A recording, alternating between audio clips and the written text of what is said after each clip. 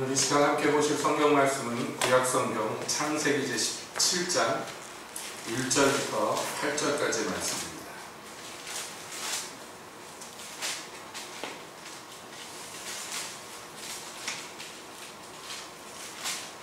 창세기 제17장 1절부터 8절까지의 말씀 이 시간 함께 보시겠습니다. 창세기 17장. 아브라함의 99세 때에 여호와께서 아브라함에게 나타나서 그에게 이르시되 나는 전능한 하나님이라. 너는 내 앞에서 행하여 완전하라. 내가 내 언약을 나와 너 사이에 세워 너로 심히 번성케 하리라 하시니 아브라함이 엎드린데 하나님이 또 그에게 일러 가라사대 내가 너와 내 언약을 세우니 너는 열국의 아비가 될지라. 이제 후로는 내 이름을 아브라함이라 하지 아니하고 아브라함이라 하리니 이는 내가 너로 열국의 아비가 되리라 함이니라. 내가 너로 심히 번성케 하리니 나라들이 네게로 쫓아 일어나며 이 여러 왕이 네게로 쫓아나리라. 내가 내 언약을 나와 너와 네 대대 후손의 사이에 세워서 영원한 언약을 삼고 너와 네 후손의 하나님이 되리라. 내가 너와 네 후손에게 너의 우거하는 이 땅 곧 가나안 일경으로 주어 영원한 기업이 되게 하고 나는 그들의 하나님이 되리라. 하나님 이 시간에 주님의 말씀 듣기를 원합니다. 주여 오셔서 말씀하여 주시옵소서. 예수님의 이름으로 기도합니다. 네, 지난 주간 평안하셨습니까? 오늘 우리는 그 창세기 17장의 한 대목을 보았는데요. 성경 전체 중에서도 이 창세기 17장은 굉장히 중요한 대목입니다. 창세기 12장에서 하나님이 최초로 아브라함을 부르셨고 그래서 지금까지 왔는데 이제 99세가 됐어요. 아브라함이. 근데 이미 아브라함이 벌써 20여 년 전에 하나님께 부름받았을 때 이미 약속을 하셨습니다. 내가 너한테 명령한 땅으로 가면 내가 거기에서 너에게 축복하겠다. 약속을 하셨는데 이제 오늘 이 17장에 이르러서 이때는 이제 99세예요. 99세인데 하나님이 나타나가지고 뭐라고 얘기하시냐면 내가 너와 내 언약을 세울 것이다 이렇게 얘기하세요. 우리가 성경에서 언약이라는 말을 주로 쓰지만 사실은 일상생활에서 언약이라는 말 잘 안 쓰죠. 얼마 전까지만 해도 언약이라는 말을 젊은이들이 가끔 쓰기는 했습니다. 무슨 노래 제목도 있었잖아요. 슬픈 언약식. 젊은이들은 모를 거예요. 벌써 한참 옛날 노래 그것도. 그런 식으로 뭐 이렇게 연인끼리 약속을 하는 거 이런 걸 언약이라고 보통 얘기를 하지 일상 용어에서는 잘 안 씁니다. 오히려 우리 일상 용어에서는 어떤 말을 많이 쓰냐면 계약이라는 말을 씁니다. 그러니까 여기 성경에서 언약이라고 나오는 것이 계약이라는 것과 똑같은 단어예요. 그래서 세번역에서는 하나님이 그렇게 얘기하십니다. 내가 너와 내 계약을 맺겠다. 이렇게 나의 계약을 맺겠다. 이렇게 얘기하세요. 그러니까 계약이라고 그러니까 귀에 쏙쏙 들어오죠. 우리가 일반적으로 계약이라는 것은 뭐냐면 그냥 저냥 하는 약속이 아니라 법적인 구속력을 가진 아주 굉장히 중요한 약속을 공식적인 약속을 계약이라고 얘기합니다. 하나님 지금 아브라함과 맺으신 게 바로 그러합니다. 하나님이 이미 여러 차례 말씀하셨고 여러 차례 약속하셨던 것을 말하자면 이제 공식화하시고 이 법적인 구속력이 있는 어떤 것으로 만들고자 하시는 거예요. 그래서 이 17장에서 하나님이 아브라함에게 말씀하신 것은 이 언약과 관련되어서 말씀하신 건 뭐냐면 새롭게 제정되는 것이 있는데 그게 할례입니다. 그러니까 유대인들의 특징이 지금도 그렇죠. 유대인들의 특징이 할례로 시작하죠. 나중에 이것이 이제 모세 율법에 가면 완전히 이제 이 성문화돼서 낳은 지 8일째 되는 날 꼭 하는 어떤 법적인 의무 조항이 됐어요. 그런데 이 율법이 제정되기 훨씬 전에 하나님께서 정하신 이 어떤 굉장히 중요한 의식이죠. 기독교 안에서 유대교도 마찬가지고 중요한 의식이 이 할례입니다. 근데 이 할례라는 의식이 제정된 것이 지금 이 17장이에요. 그러니까 하나님이 아브라함과 언약을 맺는데 이 언약은 아브라함과만 맺은 것이 아니라 아브라함의 후손과도 맺는 것이에요. 그러니까 이 언약은 계속 연결되는, 유산되는 언약입니다. 아브라함으로부터 시작했지만 아브라함 죽고 나서 끝나는 게 아니라 이게 대대로 연결되는 계약이에요. 그런데 그 계약, 내가 하나님하고 그 계약 가운데 있는 계약 당사자다라는 것을 어떻게 알 수 있느냐? 그것을 문서화시킨 것이 아니라 아예 몸에다 새겨버렸는데 그게 바로 할례입니다. 그래서 이때부터 해서 아브라함부터는 할례를 행하기 시작해요. 이전까지는 없었어요. 그러니까 이스라엘 사람들이, 지금도 유대인들이요, 이방인들을 부를 때 흔히 쓰는 단어가 뭐냐면 할례 없는 자예요. 네, 지금도 유대교, 정통 유대교에서는 이방인들을 부를 때 할례 없는 자라고 부릅니다. 굉장히 낮춰 부르는, 굉장히 저주스러운 호칭 중에 하나예요. 그래서 어떤 그 유대교 출신 그 목사님이 계시는데 그분이 이제 자기가 어떻게 해서 기독교인이 되었는가 그 과정을 쓴 책이 있는데 그 책에 보면 나와 있는 내용이 그거예요. 딸을, 미국 사람인데 보통 미국에서는 대학교 보내면은 멀리 가죠. 집 근처 대학을 잘 안 가고 대부분 멀리 갑니다. 대학이라는 게 대도시에 주로 있고 대부분 사람들이 대도시 안 살고 멀리 사니까 먼 땅으로 보내요. 이게 이제 자식들이 독립하는 첫걸음이기도 합니다. 고등학교 졸업하면 이제 홀로 선다는 의미로서 대학 멀리 떨어진 데 보내는데 사랑하는 딸을 기숙사로 보냈어요. 근데 얘가 한 학기 지나서 방학 때 왔는데 기독교인이 된 거예요. 예. 그러니까 아버지 입장에서는 막 천지가 무너지는 거예요. 정통 유대교, 유태인 중에 유태인인데 자기네 가문이 뼈대가 굵은 유태인인데 딸이 이교도가 돼버렸어요. 너무 화가 나서 우리 식으로 한번 호적에서 파버려야 되는데 딸을 너무 사랑하니까 그거 하기 전에 이 딸을 어떻게든지 설득을 하려고 그러는데 설득을 하는데 얘가 설득이 안 돼요. 말없이 웃으면서 하는 말이 아빠 성경을 보세요. 얘가 기숙사 들어갔는데 그 방에 기숙사에 있는 룸메이트한테 전도받아가지고 기독교인이에요. 성경 공부하다가 아빠 성경을 보세요. 그랬더니 나는 너희 기독교인들이 보는 그 저주스러운 책 안 본다. 무슨 소리예요? 구약 성경 보시라고요. 유대인들은 이 신약 성경을 인정 안 하니까. 그리고 보니까 자기가 태어나서 한 번도 성경을 본 적이 없는 거예요. 정통 유대인인데. 유대인들이 그래요. 사실은. 유태교 회당에 매주 가고 거기에서 매주 유태교적인 예배를 드리지만 실제로 구약 성경이 인용되거나 구약 성경을 가지고 하는 행위들이 별로 없어요. 훨씬 많은 분량의, 우리 갖고 있는 구약 성경하고 비교할 수 없는 많은 분량의 장로들의 유전이 수천 년 동안 쌓인 것들이 그 신앙의 사실은 중심이 되어 있습니다. 딸의 얘기를 듣고 생각을 해보니까 자기가 성경을 읽은 적이 없거든. 그래가지고 회당을 찾아가서 랍비한테 성경에 대해서 좀 질문하고 싶다고 그러니까 랍비가 웃으면서 하는 얘기가 요즘에는 그런 책 안 봅니다. 유태인들도 마찬가지예요. 고리타분하다고 생각하는 거예요. 그래서 얘기를 하다 보니까 이 랍비도 성경을 몰라.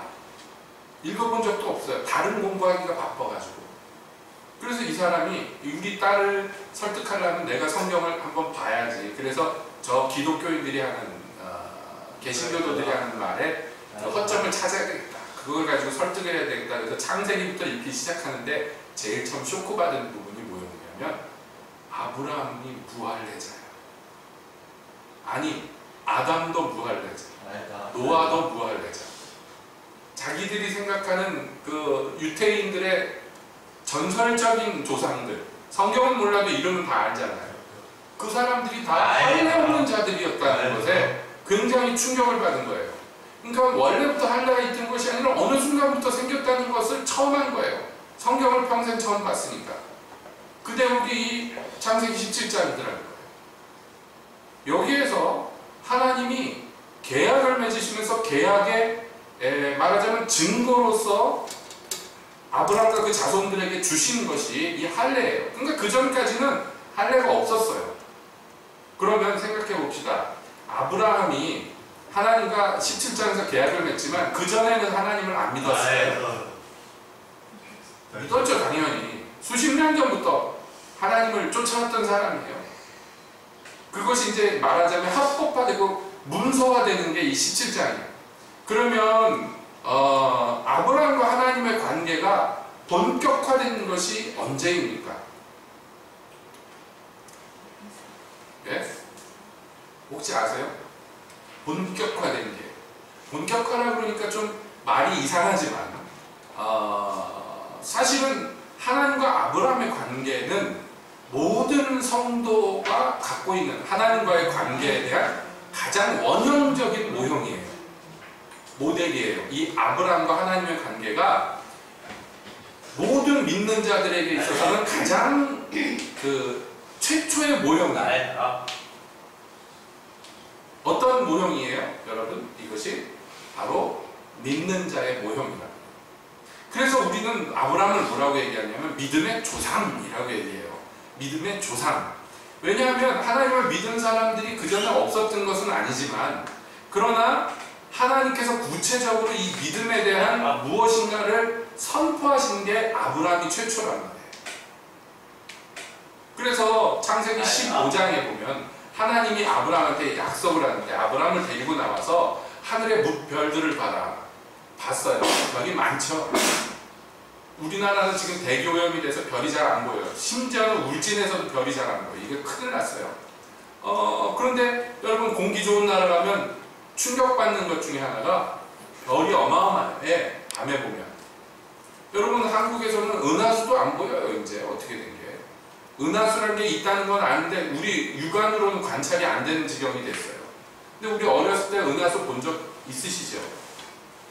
산속에 사셨던 우리 김영미 집사님 많이 보셨을 거예요. 별을 잘 보려면 주변이 깜깜해야 돼요. 공기도 맑아야 되지만. 저도 산속에 살 때 이불 벌리고 하늘을 가끔씩 쳐다본 적 있었어요, 옛날에. 네, 별이 막 쏟아진다고 그러죠? 별이 어마어마하게 많아요. 그런데 하나님이 그 별들을 보라고 한 다음에 아브라함한테 뭐라고 하셨냐면, 네 자손이 저 별만큼 많아질 거야. 지금 몇 명 있는데요, 자손이요? 한 명도 없는데. 그런데 황당하게도 이 아브람이라는 사람이 하나님이 하신 말씀을 믿었어요. 늙어 꼬부라진 할아버지인데, 그때만 해도 하나님이 약속하신 말을 믿었어요. 그래서 창세기 15장에서 처음 나오는 말이 뭐냐면, 아브라함이 하나님을 믿으니 하나님이 그것을 의로 여기셨다. 이게 아브라함과 하나님의 관계가 공식화된 최초의 표현이에요. 하나님이 그전에도 아브라함을 아셨고, 아브라함도 그전에 하나님을 알았지만, 그러나 하나님이 하신 약속을 아브라함이 믿었더니 그 믿는 모양을 보고 그것을 의롭다라고 해주신 거예요. 공식적으로. 이게 모든 성경에 있어서, 모든 믿는 자들에게 있어서의 가장 최초의 관계, 공식적인 믿음으로서 맺어진 관계예요. 그러니까 이미 아브라함은 그 믿음으로 말미암아 의롭다 여기심을 받은 그 상태고, 그 의롭다 여기심을 받게 된 것은 하나님의 입에서 나온 약속을 믿었기 때문이에요. 그리고 세월이 흘러서 99세가 됐는데 하나님이 그때 처음 맺어졌던 그 관계를 이제 말하자면 문서화를 시키는 거예요. 문서화를 시켜서 본격적인 계약으로 이것을 자리 잡게 하시는 것입니다. 이 계약은 절대로 깨지지 않는 계약이어야 해요. 그래서 아브라함이 죽어도 이 계약이 취소가 되지 않게 하기 위해서 아브라함 자손들의 몸에 계속해서 이 계약의 표시를 남겨놓는 것이 바로 할례랍니다. 이해하시겠죠?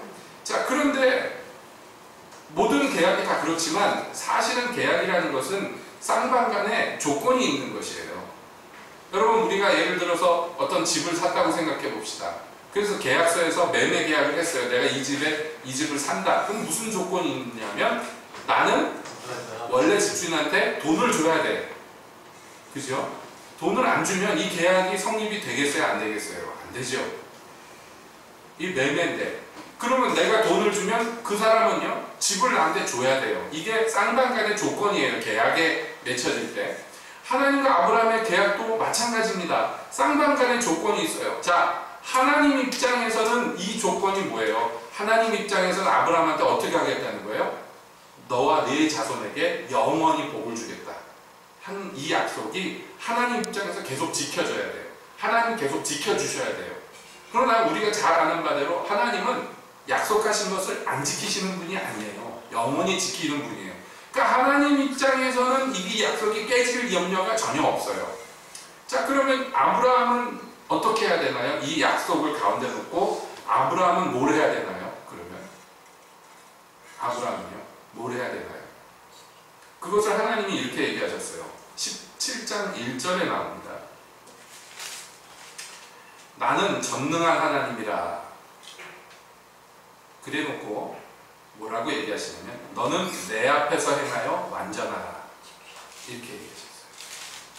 그리고 2절에 내가 내 언약을 나와 너 사이에 세워 너로 심히 번성케 하리라. 이렇게 얘기하십니다. 그러니까 하나님이 내건 조건은 너와 네 자손은 심히 번성케 한다는 이 약속은 핵심이에요. 근데 아브라함은 뭘 해야 돼요? 그 대신에 아브라함에게는 너는 내 앞에서 행하여 완전하라. 이게 아브라함에게 요구하시는 거예요. 이 계약을 가운데 놓고 쌍방간의 조건이 그거예요. 이해되시죠? 자, 생각해 봅시다.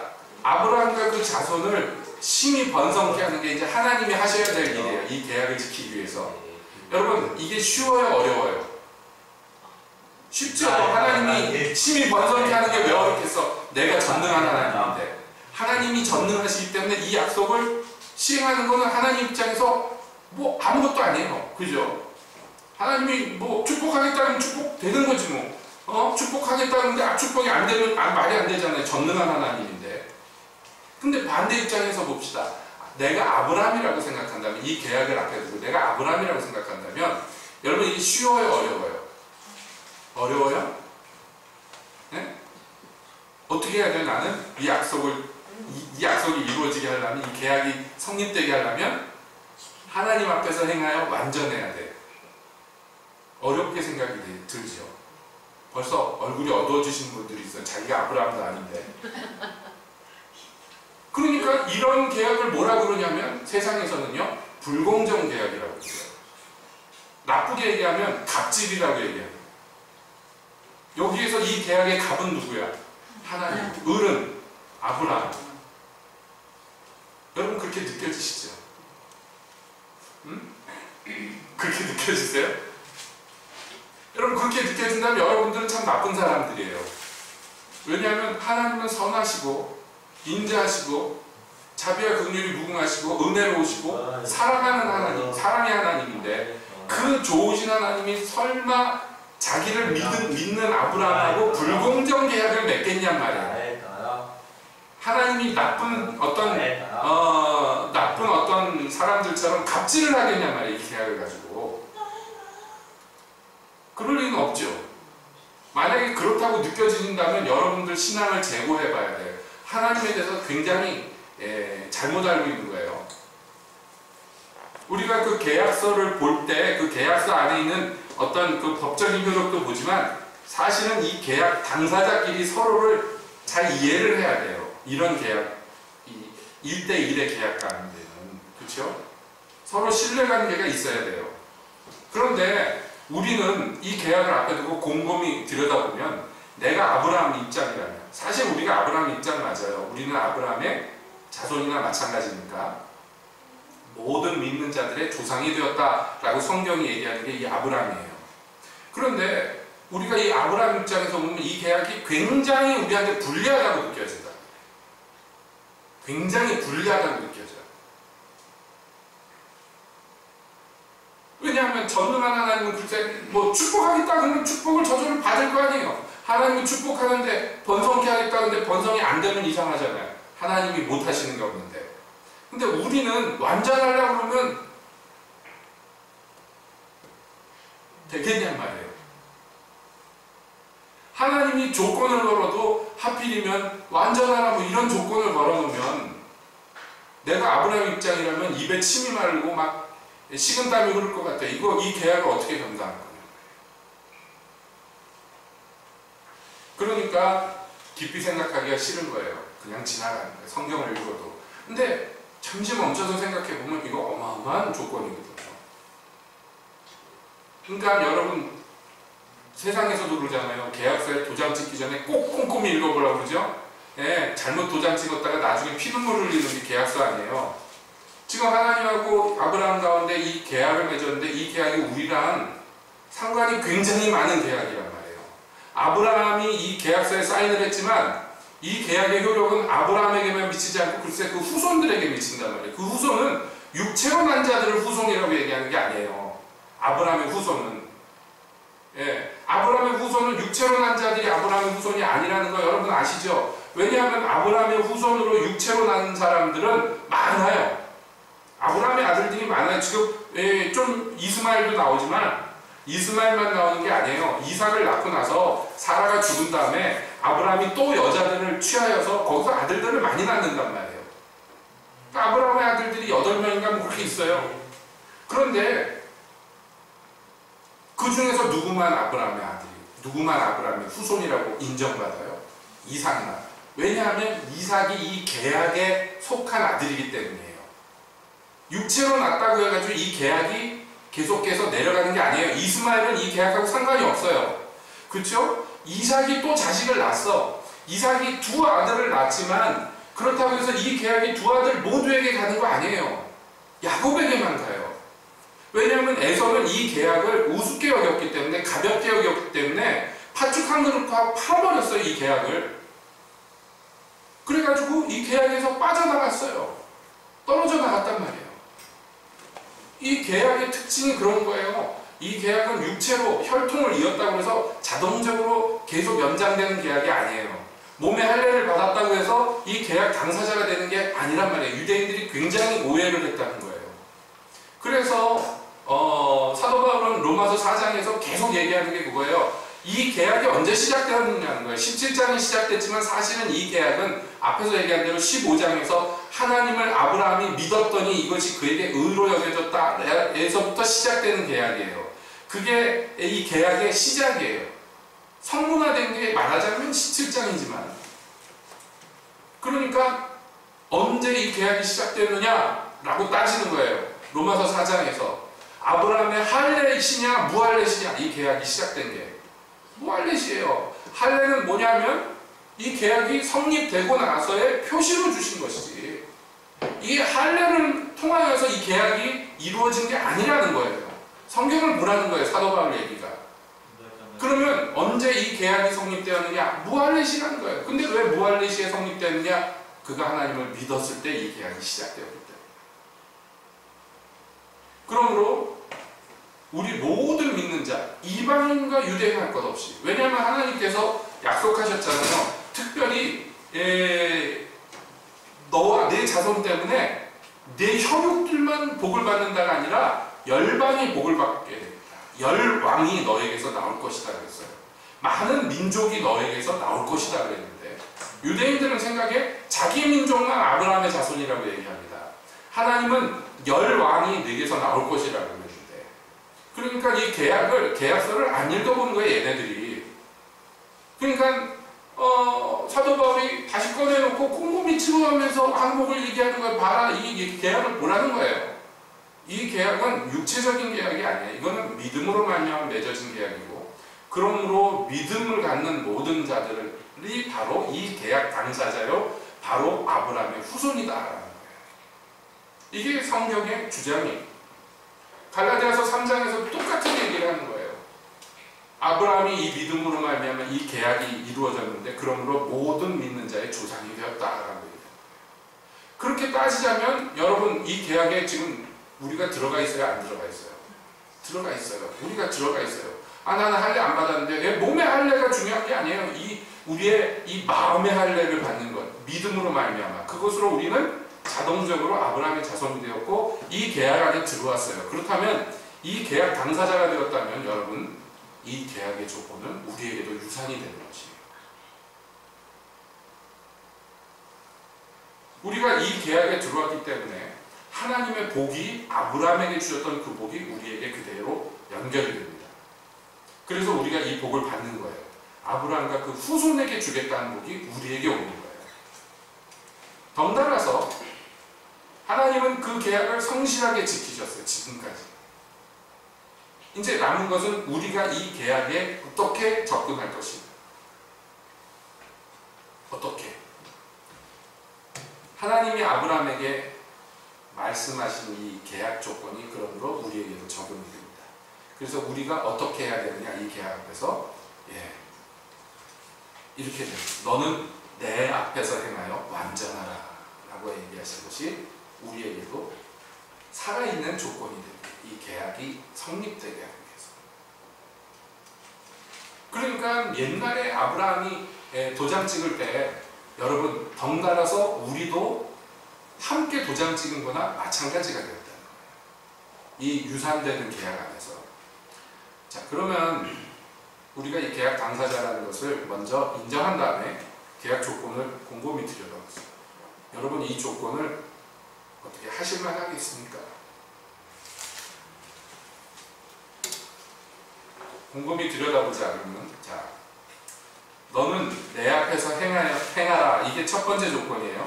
우리말은 이게 주르륵 연결되어 있지만 사실은 너는 내 앞에서 행해야 된다. 그리고 완전해야 된다. 이렇게 두 가지 조건이에요. 이게.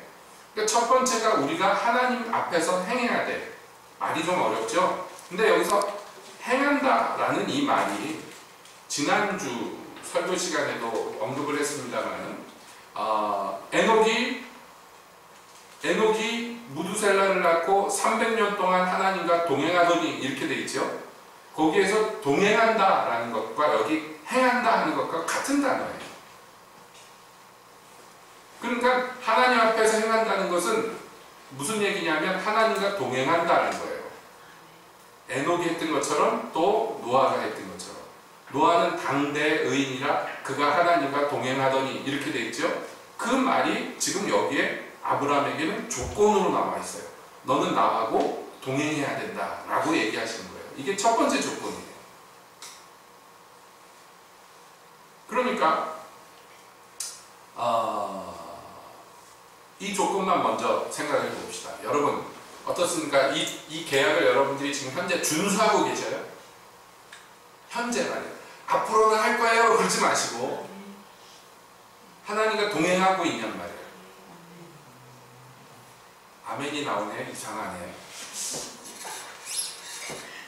우리 매일 기대하고 있어요. 자, 다시 소망하냐는 얘기가 아니에요. 그렇게 되기를 원하느냐는 얘기도 아니에요. 네? 이거는 지금 하고 있느냐는 거예요. 동행하시면 참 감사합니다. 하나님과 계속 동행하세요. 그러면 어느 날 에녹처럼 데려가실지도 몰라요. 그럼 어느 날 정경화 집사님이 안 보이면 승천했다고 생각할게요. 에녹이 하나님과 동행하더니 그가 이 땅에 있을 때 하나님을 기쁘시게 하는 자라는 증거를 얻었다. 히브리서에서 이렇게 얘기해요. 그러니까 하나님과 동행하는 사람은 증거를 얻어요. 하나님의 동행자라는 증거를 얻습니다. 이건 굉장히 중요한, 우리에게 있어서 굉장히 중요한 계약 조건이면서 동시에 하나님의 소망이 여기 절절하게 들어있는 것인데요. 하나님은 이상하게도 홀로 존재하시는 분이면서도 항상 동행하기를 원해요. 왜냐하면 그게 하나님의 속성인데 하나님이 사랑이시기 때문입니다. 이게 하나님의 변함없는 속성이에요. 사랑이라는 건 뭐냐면 혼자 있어도 전혀 부족함이 없는 존재임에도 불구하고 항상 누구와 같이 있기를 원하는 게 사랑이에요. 사람 사이의 사랑도 마찬가지죠. 여러분 사람과 사람이 사랑하면 어떻게 됩니까? 같이 있기를 원하게 돼요. 시켜서 하는 것도 아니고 의무로 하는 것도 아니고 그냥 같이 있기를 원하게 돼요. 여러분 무슨 얘기를 하다가 구역예배 때 은혼식 얘기가 나왔어요. 은혼식이 저도 잘 몰랐는데 결혼하고 25년이 은혼식이래요. 그 생각해보니까 저하고 저희 집사람하고 지나버렸어요. 은혼식 하고 나갔어야 돼. 은혼식 했어야 되는데 은혼식을 못하고 지나가 버렸어요. 뭐 어쩔 수 없죠. 지난 건 끝이니까. 금혼식을 바라봐야 되는데 금혼식이 50년인가 그렇대요. 예, 그때까지 살라는지도 모르겠어요. 그런데 오래 살았죠. 오래 살았는데 그래도 지금 저는 때때로 저희 집사람이 안 보이면 외롭습니다. 이런 얘기하면 또 눈꼴시라고 그럴지 모르지만 사실이니까. 왜냐하면 사람이기 때문이에요. 아니 몇십 년 살았는데 살기도 오래 살았지만 여러분 저는 결혼하기 전에 우리가 연애를 몇 년 했더라? 7년인가 8년인가 연애를 했으니까 벌써 한 조금 더 열심히 하면은 이제 60년을 채울 판이에요. 아니 60년이 아니라 40년을 채울 판이에요. 서로 알고 지낸 지가. 그런데 그래도 지겹다 그러지 않고 그래도 보고 싶고 그래도 옆에 있어야 되는 사람이에요. 왜 그래요? 다른 이유가 없어요. 다른 이유가 없어요. 저희 집사람이 예쁘게 생겼기 때문입니다. 농담인데 웃지를 않고 심각하게. 제가 이런 얘기를 하는 건 저희 집사람이 이런 얘기하면 되게 좋아하거든요.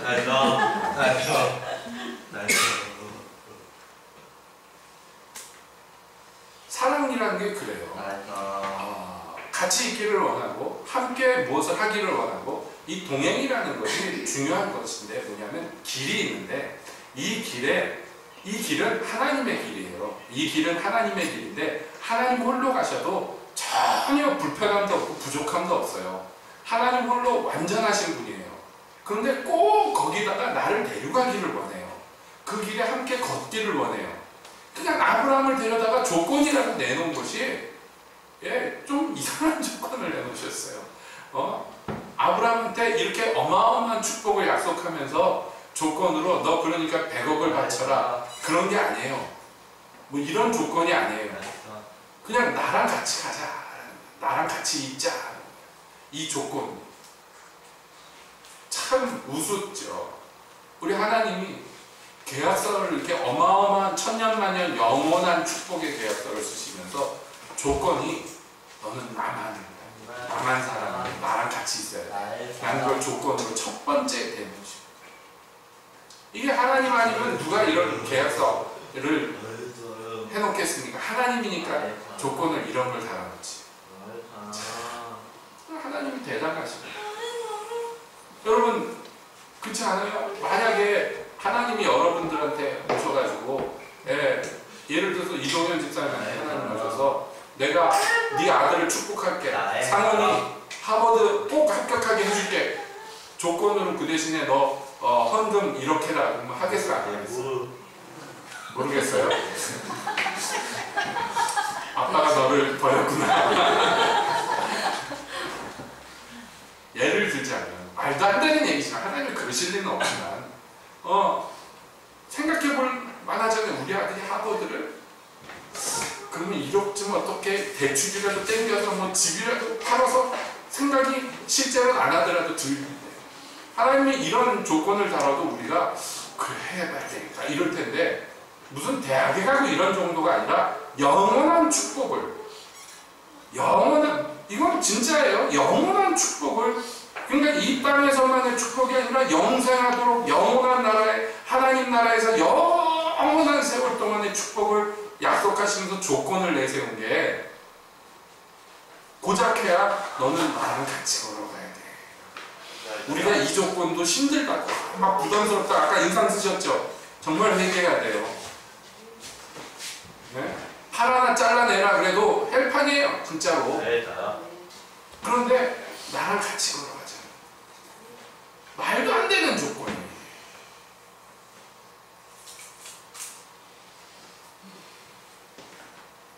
물론 이 조건보다 그 두 번째 조건이 여러분 마음에 부담을 줄 거예요.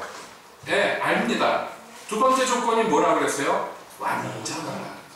우리는 이 성경에서 일반적으로 성도들이 완전이나 온전이나 뭐 이런 것들 뭐 부족함이 없다라든지 뭐 이렇게 충만하다든지 이런 종류의 단어들은 굉장히 부담스러워. 왜냐하면 내가 나를 아는데 항상 뭐가 모자라고 항상 부족한 게 많고 완전은 고사하고 퍼센트로 따지면 과반수 넘기도 힘든 것이 내 처지네. 예. 그러니까 채운 것보다 못 채운 게 더 많은 것 같은데 항상 하나님은 지금 아브라함한테 완전하라 그러니까 우리 입장에서 보면 이건 되게 부담스러워. 근데 우리만 그런 게 아닙니다. 이 아브라함의 육체에서 난 후손들도 다 이 조건이 부담스러웠어요.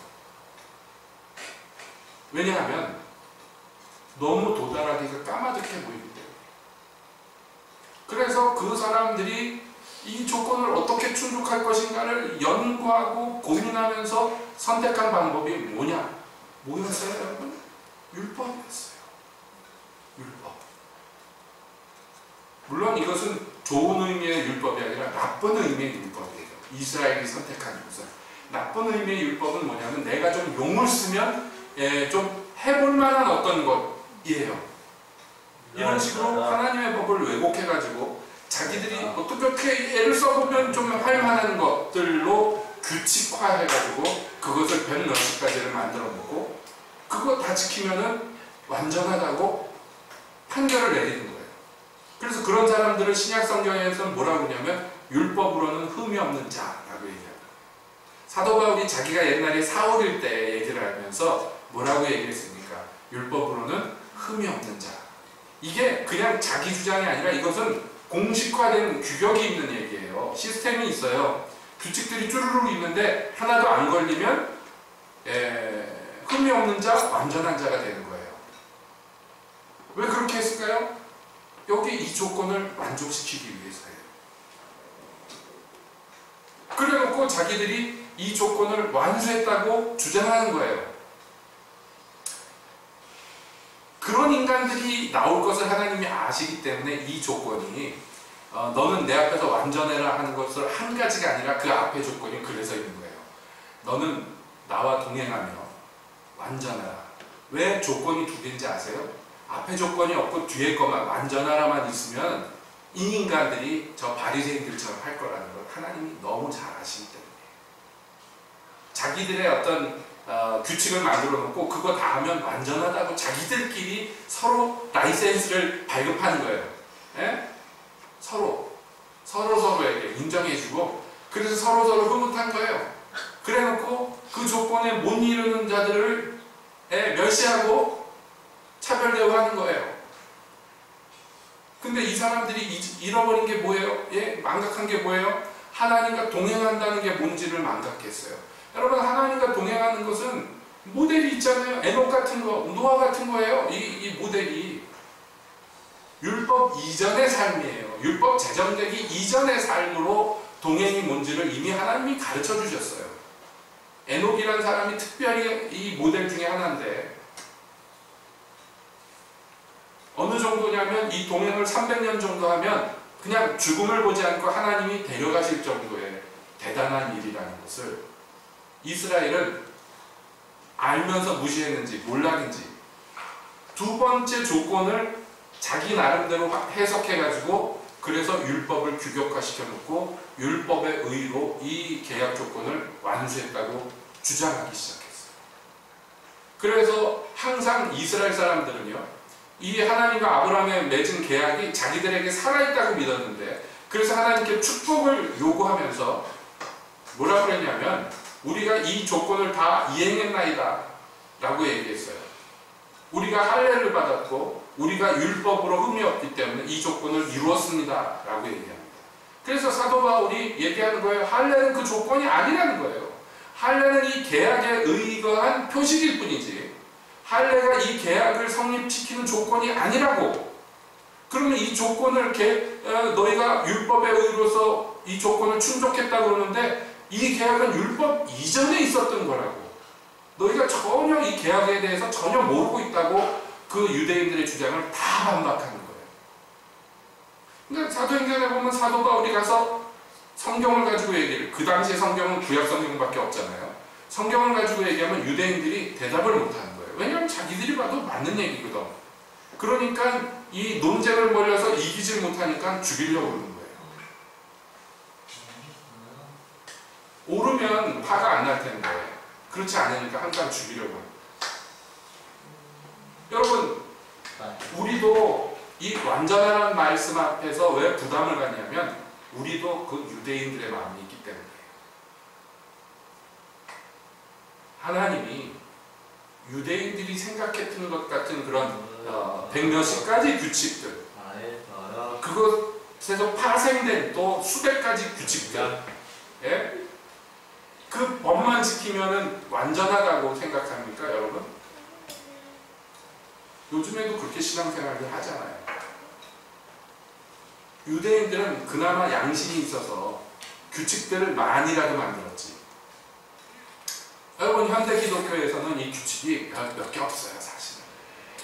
뭐냐, 뭐 주초금지, 11조 생활, 주일성수, 또 뭐가 있을까요? 뭐 예배 모두 참석하는 것, 새벽 예배부터 밤 예배까지, 뭐 이런 것들.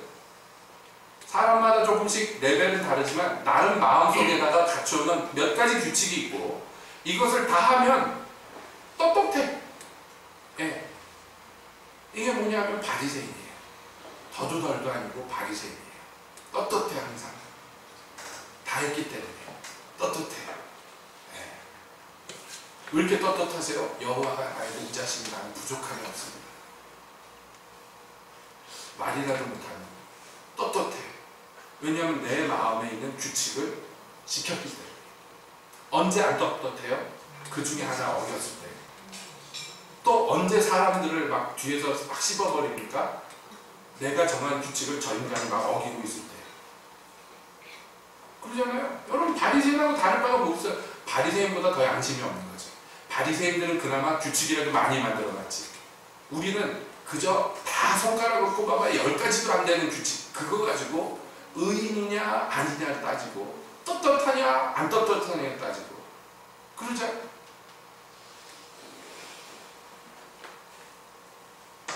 그럼 이게 참 못돼 먹었어요, 인간들이. 저를 비롯해 모든 인간. 그러므로 우리는 이 율법의 의, 넓은 의미에서 이 율법의 의를 완전히 버려버려야 돼요. 그리고 진짜 의의를 붙잡아서 완전에 이르러야 되는데, 자, 하나님이 이루지 못할 것을 우리에게 조건으로 내세우는 분이 아니에요. 하나님은 절대로 그런 분이 아니에요. 해도 안 되고 막 피를 토하면서 애를 써도 될까 말까 한 그런 조건을 내세우는 분도 아니에요. 그러면 하나님이 완전하다는 것은 무슨 얘기입니까? 여러분, 완전하다는 의미는 흠이 없다는 것이에요. 점이 없다는 것이에요. 여러분, 우리가 그런 사람이 돼야 되는 건 마땅합니다. 흠도 점도 주름 잡힌 것도 없는 그리스도의 거룩한 신부가 우리의 목표예요. 그러나 하나님이 지금 얘기하는 아브라함에게 제시하는 이 조건의 완전은 무슨 얘기냐? 아브라함이라는 인간이 완벽한 인간, 완전한 인간이라서 이 조건을 내세우는 게 아니에요. 하나님의 완전이라는 것은 뭐냐면 하나님이 우리한테 기대하시는 게 있어요. 하나님은 우리를 아셔요. 하나님은 우리를 아시는데 우리가 진토라는 것을 아세요. 예? 하나님에 의해 도저히 도달할 수 없는 존재라는 것도 다 아셔요. 그러므로 하나님의 완전이라는 기준은 전적으로 우리 입장에서 보는 것이 아니라 하나님 입장에서 보시는 완전이에요. 바리새인들의 실패는 자기들 입장에서 하나님의 의의를 평가했기 때문이에요. 그러나 이 계약서에 써진 이 완전이라는 조건은 전적으로 하나님 입장에서 써놓은 완전인데, 하나님은 글쎄 우리가 어떤 수준인지 아신다는 거예요. 여러분, 예를 들어서 자기 자녀가 30명 중에서 29등 하는데 조건을 거는 거예요. 너 다음 시험에 전교 1등 하면 뭐 사줄게. 이거는 애를 기만하는 거예요. 그죠? 피차 알잖아요. 그거 불가능한 조건이라고 알잖아요. 그건 말이 안 되는 얘기. 이게 나쁜 부모지. 뭐 애가 안 그래도 공부 못해서 주눅 들었는데 죽으라는 거예요, 뭐예요? 너는 영원히 이 약속을 못 얻어. 이게 아니잖아요. 하나님이 아브라함한테 이 계약을 한 것은 축복하시려고 하는 계약이에요. 축복을 못 받게 하려는 계약이 아니란 말이에요. 그러니까 당연하지만 지킬 수 있고 할 수 있는 것들을 조건으로, 아니 할 수 있는 건 고사하고 하면 자기에게 유익된 것을 아브라함한테 조건으로 내세우시겠죠. 하나님이요. 뭐 때문에 아브라함을 절망시키겠습니까? 그리고 우리가 성경을 보면 알지만 아브라함이 이 얘기 듣고 절망하느냐? 아닙니다. 감사하고 기뻐하지. 왜 절망하겠어요? 그런데 그러면 여기서 완전은 뭐냐? 하나님이 얘기하는 완전은 여러분 아시잖아요. 답을. 하나님을 믿어드리는 거예요. 하나님을 신뢰하는 거예요. 그것으로 좋게요. 내가 한 말을 믿고 내 약속을 믿고 나를 믿기만 하면 하나님은 그것을 의롭다고 쳐줘요. 그냥. 예. 그 다 잘했다고 쳐줘요. 참 잘했어요. 도장 찍어주는 거예요. 여러분 유치원생이 초등학교 1학년 들어가서 뭐 이거저거 하는데 잘해봐야 얼마나 잘하겠어 걔네들이. 그리고 선생님이 조금 뭐 보면은 퉁 찍어주잖아요. 참 잘했어요. 도장 동그란 거 찍어주잖아요. 우리 어렸을 때 그런 도장 봤는데 그게 완벽하다는 얘기입니까? 아닙니다. 그 수준에서 그래도 이쁜 짓 했다는 거지. 걔가 무슨 뭐 완벽해서 그런 게 아니잖아요. 여러분 우리가 자녀를 기를 때 그러잖아요. 애기들이 그냥 한 걸음 뛰는 것 갖고도 기뻐하잖아요. 그게 그 걸음이 스텝이 완벽합니까? 뭐 100m를 10초에 끊는 그런 주력을 보여줬으니까 그런 거 요구도 안 하고 기대도 안 해요. 비틀비틀하면서 한 걸음 걷는 거 보고 좋아하고 마치 얘가 어마어마한 일을 이룬 것처럼 기뻐하는 게 부모 마음이잖아요. 하나님이 아브라함한테 요구하시고 기대하시는 것도 똑같아요. 그냥 아브라함이 하나님 믿어주는 게 감사하고 기쁘고 즐거운 거예요. 하나님 입장에서. 그래서 그것으로 상을 주시는 거예요. 영원한 복이라는 상을. 우리에게도 똑같아요. 여러분 우리에게 무엇을 기대하시겠어요? 하나님이 어디 딴 길 같지 않고 나랑 같이 있는 거. 예? 거기에서 주님의 얼굴 바라보면서 주님을 신뢰하는 거. 믿음. 그게 믿음이에요. 아브라함이 믿을 수 없는 중에 하나님을 믿었더니 그것이 아브라함에게 의가 됐어요. 아브라함이 애를 한 20명쯤 낳았고 너와 내 후손에게 복을 주겠다 그러면 충분히 믿을 만한 요소들이 있겠지만 아브라함의 아이가 하나도 없고 이미 늙어서 애도 못 낳아. 그런데 너와 내 자손에게 복을 주겠다. 그런데 그거를 믿어. 그러니까 하나님은요, 너는 참 완전하다.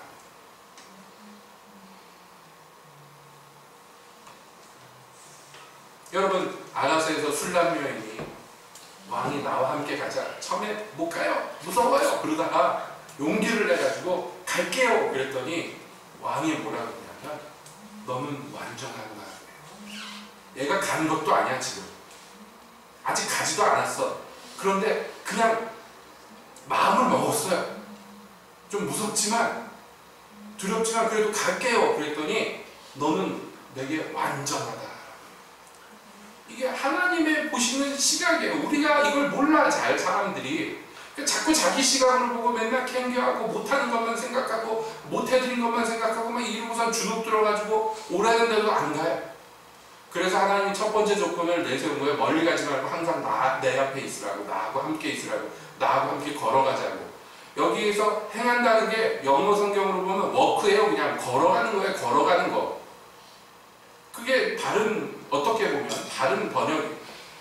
하나님이 우리에게 이 계약에 들어온 아브라함의 후손들에게 오늘도 요구하시는 게 똑같습니다.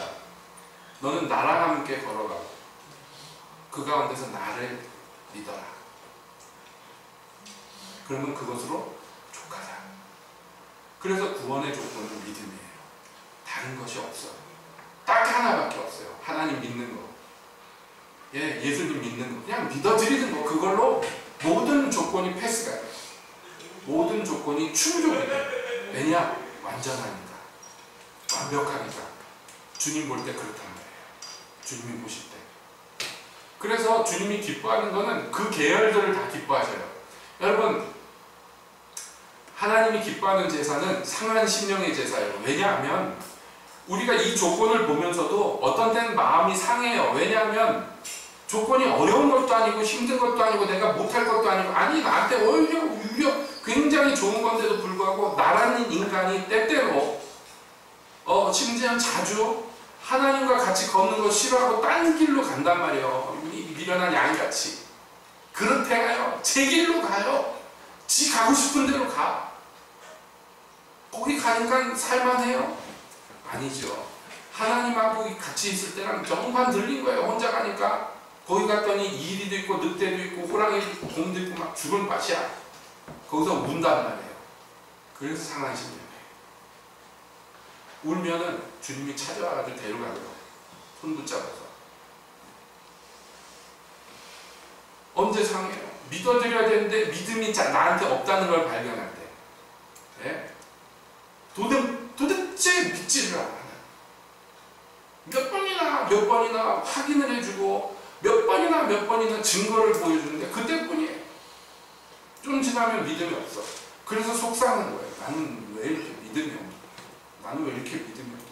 잠시 믿는 것 같은데 좀 지나보면 도로 믿음 없으면 떨어지는 나 자신을 보면서 부르짖는 거야. 하나님께 내게 믿음을 주세요. 이 전체가 뭐냐면 상하고 찢긴 심령. 이런 마음이 없는 사람은 상하지 않아요. 떳떳하기 때문에. 늘 바리새인들이 마음 상하는 거 보셨어요? 있죠. 물론 자기들 인정 안 할 때, 예, 자기 욕할 때, 이 회칠한 무덤아 독사의 새끼들아 그럴 때 화나지. 근데 그건 상한 심령이 아니에요. 상한 심령은 주님 앞에서 이 조건도 잘 못 이루는 자기를 볼 때 슬퍼하는 거예요. 그러면요 주님이 그것으로 기뻐해요. 왜냐하면 그 사람은 이 조건을 이룰 수 있는 충분한 가능성이 있는 거예요. 하나님이 도우실 거기 때문에. 하나님이 붙으실 거기 때문에. 근데 지 잘난 맛에 지 가고 싶은 대로 막 가면은 얘는 소망이 없는 거예요. 주님이 그렇게 부르는데 각기 제 길로 가버리면 이거 어떻게 하냐면, 그러므로 우리에게 지으신 짐은 무겁지 않습니다. 여러분 내 짐은 쉽고 내 멍에는 가볍다 그랬어요. 예수님이. 주님이 내세우신 조건은 우리의 유익을 위한 조건이에요. 예.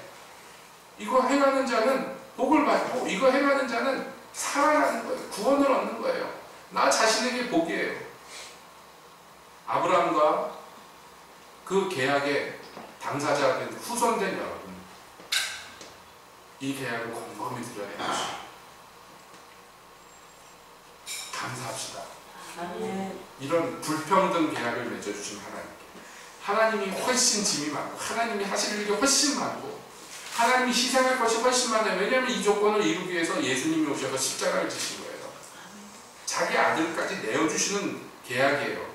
우리는 뭘 해야 돼요? 거기에다가 기여할 게 없어요. 그냥 하나님과 함께하고 하나님을 믿어드리고 그것이 그에게 의의가 됩니다.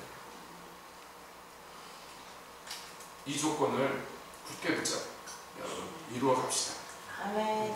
그래서 주님의 축복을 영원 무궁히 누리시는 저와 여러분 되시길 예수님의 이름으로 축복드립니다. 아멘. 기도하겠습니다.